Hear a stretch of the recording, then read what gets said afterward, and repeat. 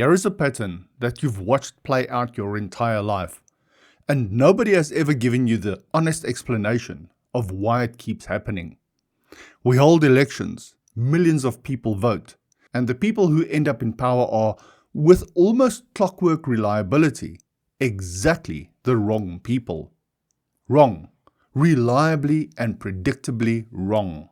And before you blame voters, before you blame corruption or race or poverty or the ANC or any of the usual suspects, I want to show you something that should stop you cold. In 2005, researchers at Princeton showed people photographs of political candidates from elections in countries they knew nothing about. No names, no policies, no context whatsoever. Just a face, visible for 1 second. They asked one question: who do you think won? The participants guessed correctly about 70% of the time. Then in 2009, Swiss researchers ran the same experiment with children aged 5 to 13. They showed them pairs of adult faces and asked, who would you want as captain of your boat? The children predicted French parliamentary election outcomes at rates statistically identical to adults. A 5-year-old picking a boat captain predicted who would govern a country with the same accuracy as an adult voter. If that doesn't make you uncomfortable about how we choose our leaders, then nothing will. Thank you to every subscriber who supports this channel. It is always appreciated. And if you are new here, I'm Riaan Roux, and this is the Riaan Roux Show. There is a man who diagnosed this problem with surgical precision 2,400 years ago, watched it destroy the world's first democracy in real time, wrote it all down, and was ignored so comprehensively that we are still living out his warning today. His name was Plato. And before you tune out because you think this is going to be a philosophy lecture, stay with me. Because what Plato described in ancient Athens maps onto South Africa in 2026 with an accuracy that should make every one of us deeply uncomfortable. Plato didn't criticize democracy because he was some aristocratic snob who hated ordinary people. He criticized it because he watched it fail up close, in ways that were entirely predictable and entirely avoidable. He watched Athens make catastrophic decision after catastrophic decision because charismatic speakers convinced crowds to vote against their own interests. He watched them execute Socrates, his mentor, his teacher, a man whose only crime was asking uncomfortable questions that made powerful people look like fools. He watched the Athenian democracy vote for the Sicilian expedition, one of the most catastrophic military disasters in ancient history. Over 40,000 soldiers dead in a doomed invasion, sold to the public by a charismatic general named Alcibiades, who promised easy conquest and vast riches. A beautiful speech, a catastrophic outcome. The public had voted enthusiastically. Sound familiar? Plato described the problem through a story about a ship. Imagine you're about to cross a dangerous ocean. The ship's owner is wealthy, but knows nothing about sailing. The crew starts arguing about who should take the helm. One man steps forward. He has never navigated before, but he doesn't know enough about navigation to understand that he's unqualified. His confidence is not an act. It is the direct product of his ignorance. He genuinely believes the seas will be calm, the journey quick, and everyone will arrive rich. Meanwhile, there's an experienced navigator standing in the corner. He's trying to explain that storms are coming. The route is dangerous. They need to plan for difficulties. But he sounds uncertain because he actually understands the complexity. He talks about contingencies and backup plans, things that could go wrong. And the crew votes. They choose the confident amateur. They mistake certainty for knowledge. They confuse a good speech for good seamanship. In his actual words, the true pilot, the man who knows what he's doing, they call stargazer, fool, prater, because his knowledge requires patience to explain, and patience doesn't win elections. The ship sinks. Plato was not telling a story about a ship. He was describing Athens, and Athens is not the only place where that story ends badly. Let's talk about South Africa specifically, because this is where the argument stops being abstract. South Africa held its first democratic election in 1994 with the most optimistic set of conditions a new democracy has ever been handed. A negotiated transition, a broadly respected founding document, a global goodwill surplus so large we called it the Rainbow Nation, and the world cheered. 32 years later, Eskom, PRASA, SASSA, SAA, the NHI, over 160 municipalities in financial distress. Dozens of towns where the water has been cut off for months, the sewage runs in the streets, and the municipal manager is still drawing a salary. The question that keeps getting asked is, how did we get here? The answer Plato gives you is, you got exactly the leaders that your electoral system is designed to produce. And that is not a South African problem. That is a democracy problem. Here is what Plato identified 24 centuries before psychologists gave it a formal name.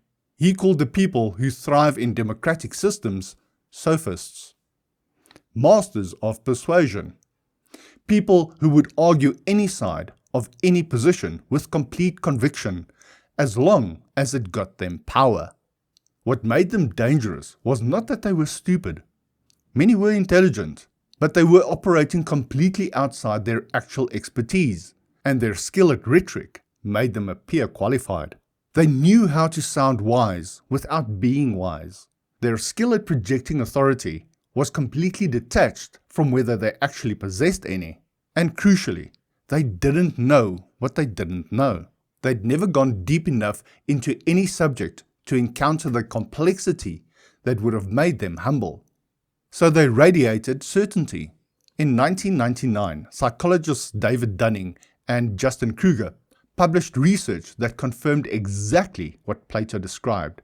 People with the least expertise in a domain often display the most confidence, precisely because they haven't studied deeply enough to understand how much they don't know.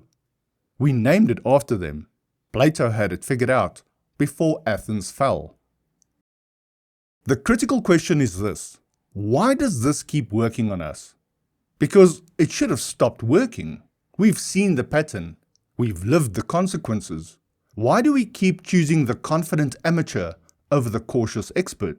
Plato's distinction was between what he called Doxa and Episteme, opinion versus knowledge. Episteme is the hard-won understanding, the kind of knowledge that comes from years of rigorous study, from encountering failure, from being forced to confront what you got wrong.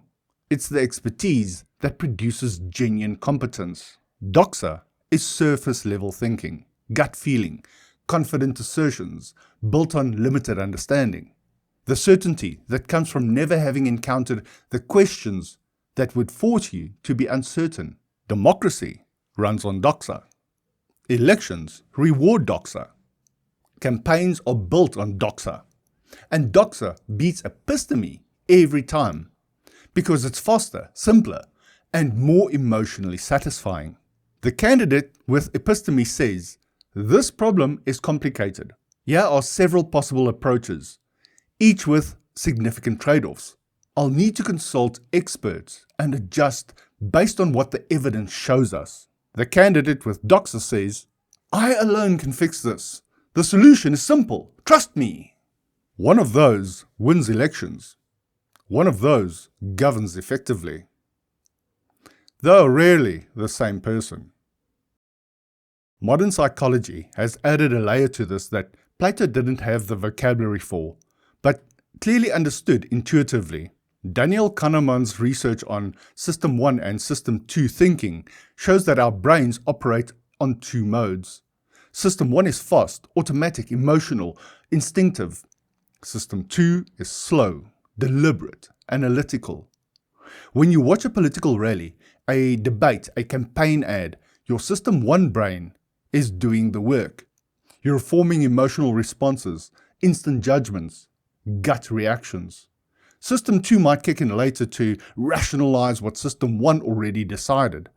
But the choice happens in milliseconds. The sophist, the confident amateur, is a System 1 expert.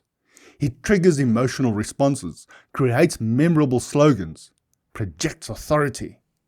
He's optimized for the medium in which elections are decided.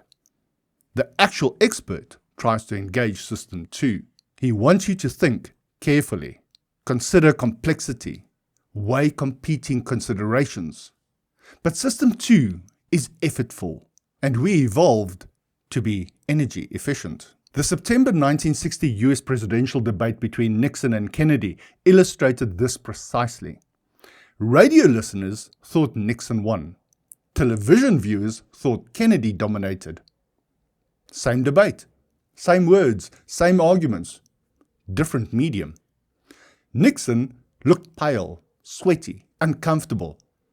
Kennedy was tanned, relaxed, telegenic. Physical appearance changed who people thought had the better argument. Research on US presidential elections from 1789 to 2008 found that taller candidates won 58% of the time. When the height difference was more than 3 inches, the win rate jumped to 67%. We are choosing people who control nuclear arsenals, public budgets, and prosecutorial decisions partly based on jaw structure and voice pitch.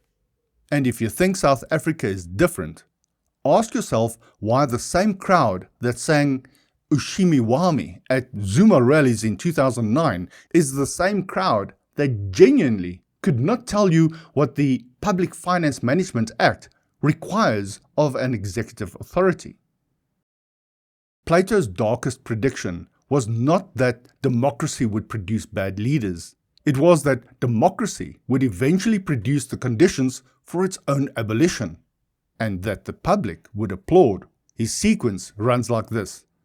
Democracy's freedom produces excess. Sophists compete by making bigger promises and simpler solutions. The promises fail. The excess becomes chaos. The public becomes desperate for order. And from that desperation emerges what Plato called the great protector, the strong man who promises to fix everything, the ultimate sophist. And the exhausted population, which can no longer distinguish demagoguery from leadership, willingly hands over power.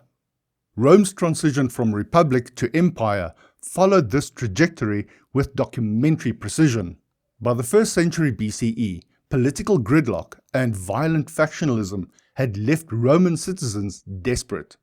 Julius Caesar arrived, charismatic, militarily competent, rhetorically brilliant.